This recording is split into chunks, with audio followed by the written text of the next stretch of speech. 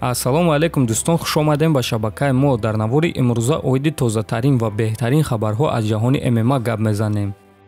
имрӯз хабар пайдо шуд ки муҳорибаи варзигари тоҷик Муҳаммад Наимов барҳам хӯрд. Оиди чи сомонаи расмии Big Punches хабар дод.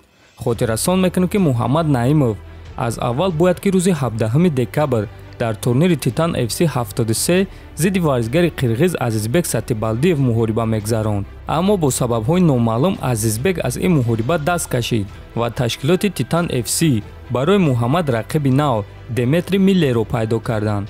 ва мутаассифона чӣ хеле ки мебинем Миллер низ бо сабабҳои номаълум аз ин муҳориба даст кашид ва акнун варзигари тоҷик Муҳаммад Наимов рӯзи 17 декабр дар турнири Titan FC 73 баромад карда наметонад.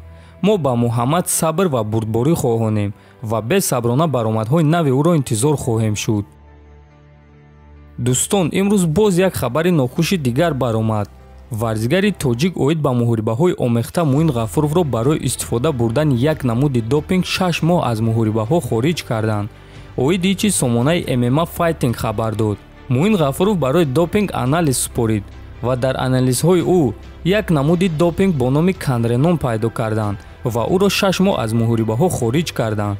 хотиррасон мекунем ки Муин Ғафуров охирон муҳорибаи худро рӯзи 7 сентябр дар ташкилоти Dana White Contender серия зидди Чад Анхелегер гузаронда мағлуб шуда буд ва агар ки Муин дар ҳамон муҳориба ғолиб мешуд, пас бо ташкилоти UFC шартнома мебаст ва чӣ хеле ки дӯстон ҳамамон медонем, UFC оиди допинг хеле ҷиддӣ кор мекунанд ва аз рӯи ин хабар онҳо дар анализҳои Муин ин намуди допингро пайдо карданд. ва дӯстон, ба шумо гуфтанем ки нашитобем ва дарҳол фикри бад накунед, чунки ин гуна допингҳо дар хӯрокаи ҳаррӯзаи мо ҳаст ва дар организми Муин низ ҳамин гуна афтидааст.